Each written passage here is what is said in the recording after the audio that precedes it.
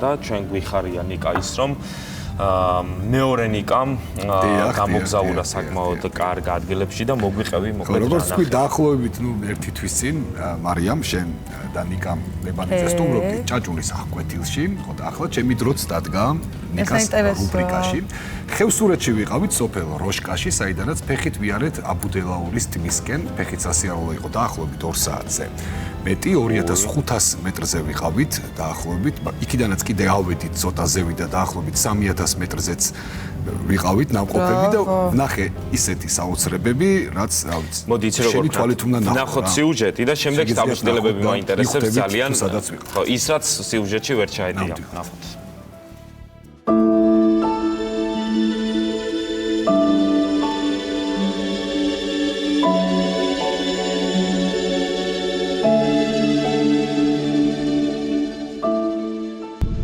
ახლა ვიმყოფები პირაქეთა ხევსურეთში, კონკრეტულად როშკაში და მივდივართ აბუდელაურის ტბებზე. ამჯერად ჩემი სტუმარი არის ბატონი ნიკოლოზ გაბელია, ადამიანი, რომელიც არის შუადღის წამყვანი და პირველად არის მხარში.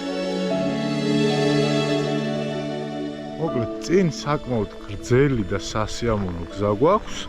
და იმედია ჩვენთან ერთად ჩვენი მაყურებელიც ისიამოვნებს. აბა როგორ ახალია მაგრამ. პირველად ხარ თაში? პირველად ვარ ესეთ სიმაღლეზე და ამ საოცრებაში, ფანტასტიკაში ვარ, სხალხარში მოვიდა თავი და აი აღფრთოვანებული ვარ. იქ რომ მივალ, იქ წარმომიდგენია რა დამხვდება და რა ხელა სიხარული მეწვევა.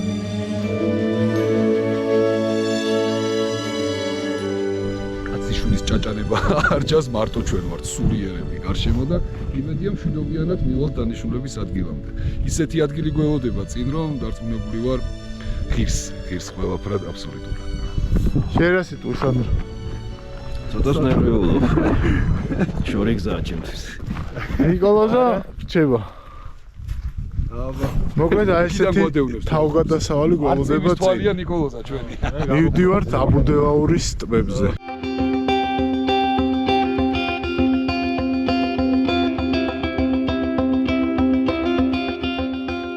აი ხა უნდა ვიყავთ ნელა რა და არ უნდა დავიღალოთ. აქედან ჩადის ბილიკი და ვივლით სადღაც 2 საათის განმავლობაში ტბამდე. რაც შეეხება როშკას, ხევსურეთი ცნობილია თავის ლეგენდებით და თქმულებებით და ერთ-ერთი ყველაზე პოპულარული ლეგენდა რაც არის, აი ჩემს უკან ხედავთ, ლეგენდა არის ღვთისშვილებზე, კერძოდ დევები როგორ ებრძოდნენ ღვთისშვილებს და როგორ დაამარცხეს დევები ღვთისშვილებმა. ერთ-ერთი ადგილი ამ ლეგენდის მიხედვით არის სწორედ ეს ველი, რასაც ჩემს უკან ხედავთ. აქ კოპალამ დევებთან ბრძოლის დროს დევები ქვებს ესროდნენ, რასაც აქ ხედავთ და კოპალამ ათრახით გააპო რამოდენიმე ქვა. აი ესეც დევის ნატყორცნი ქვები არის. ყველგან არის ლეგენდები, რა თქმა უნდა და რაღაცა ხმულებები, სხვაგან თუ არის ჭინკები და რაღაცა კუდიანები, აქ მაინც რაღაცა აღმაწებულია ეს ყველაფერი და აი ღვთისშვილები ყავთ რა რაღაცა განსხვავდება და ძალიან საინტერესოა რა. ზამთარი რახან ახლოვდება, ბევრი ოჯახი ფაქტიურად არ რჩება როშკაში და ერთ-ერთი ოჯახი არის აი ეს ჩვენ ვისაც შევხვდით შოთა ციკლაური ასეთი პიროვნება, რომელიც არის ძალიან ასე ვთქვათ მნიშვნელოვანი ფიგურა აქაურობისთვის და ინახავს არსებობს აქ ამ ხალხის დამსახურება. კი ბატონო, იმიტომ რომ ზამთარშიც კი აქ არიან წარმოიდგინე რა რთული აქ ცხოვრება. საოცრება გმირობა ნამდვილად. უკანინალებოდა ერთი დევიო ზუსტადო და იქ მივიდა და გადაარტყა მათრახიო და ის შემდეგ წავიდა ერთ-ერთ ტბაში დამალულა. ხო და მერე წავიდა იქ იქ წავიდა და იქიდან შემდეგ მოხდა რაც მოხდა და რა მოხდა მაგას უკვე ტბასთან გეტყვი და სწორედ ამ ტბასთან მივდივართ ახლა.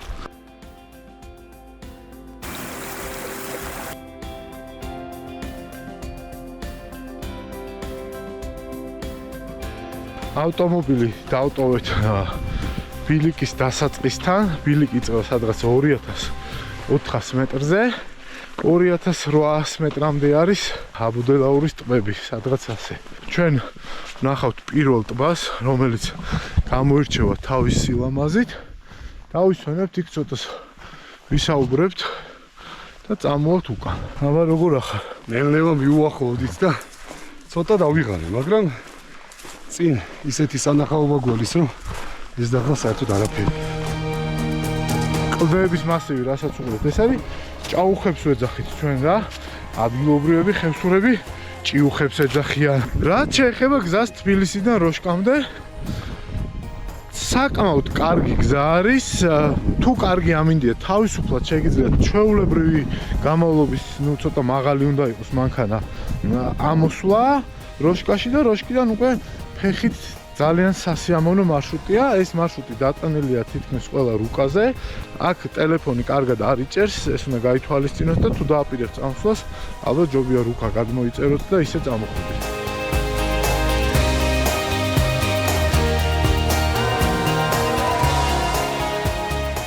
აი ესეც ჩვენი ლეგენდარული აბუდელაურის ტბები. აქ როგორც წესი ეტყობა კიდევაც კვალი წყლის სადამდეა ხოლმე ტბა ამოსული. აი ახლა აქ ზაფხულში რო ყოფილიყავით, უკვე წყალში ვიქნებოდი. თუმცა უკვე სეზონი რახან იწურება და ზამთრისკენ მიიწევს. დამშრალია აქაურობა. ვიდით ახლა ჩვენ აბუდელაურის ტბებზე, რომელიც სამწუხაროდ დაგვხვდა დამშრალი და გაყინული. აქ ეს ბუნებრივი პროცესი ჩვეულებრივი ამბავია. ამ ადგილს ძალიან ბევრი ლეგენდა და ესეთი მისტიური ამბავი აქვს რა და შენ რაღაცები ქსმენი ალბათ, ხო? ის დევი რომელიც ქვაც გაჭრა სადაც იმალებოდა, თურმე ამოსულა აქ და აი ამ ტბაში ჩასულა ეს ჩაკვა და ბრძოლის შემდეგო აი ეს დევის სიზღლით ისე დაიფარა. აი როგორც ეხა არის ყინულით დაფარული. ვეღარ ამოვიდაო რა და იმის შემდეგ დაიწყეს უკვე მსხვერპლშეწირვა, როგორც ასეთი 4 რქიანი ხარი და ესე უნდა დაეკლათ. 4 რქიანი ის ცხარი.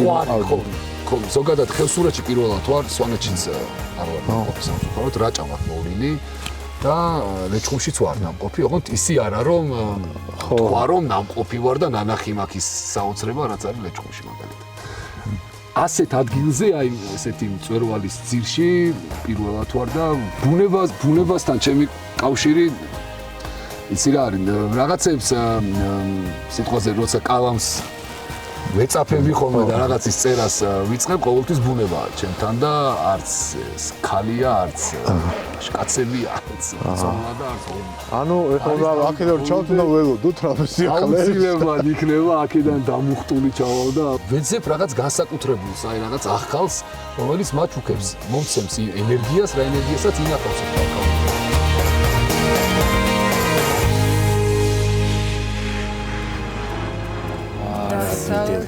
ვისი ამოვნე, ეხლა გამახსენდა ყველაფერი აბსოლუტურად. აი რა გაგახსენდა გითხარი, რაც ვნახეთ ჩვენ კაცში. აი თავარი რა არის, იცი, აი თაში სულ სხვანაირად იზომება აი კილომეტრაჟები და სივრცე თუნდაც მარიამ ზუსტად, იმიტომ რომ გავჩერდით აი როგორც კი დაიწყო სიუჟეტი, ხო, ნიკა ლაპარაკობს იქ რომ მივდივარ თუ ეხლა. იქიდან რომ დაგენახა ჩვეულებრივად სადაც მივდიოდით, ბიჭო მეთქი რა. რა 15 წუთში იქ მივალთ ნიკუში მეთქი დამშვიდიო რა და 2 საათ ნახევარი რომ მივდიოდი, მივხვდი რამხელა გზა ყოფილა რა.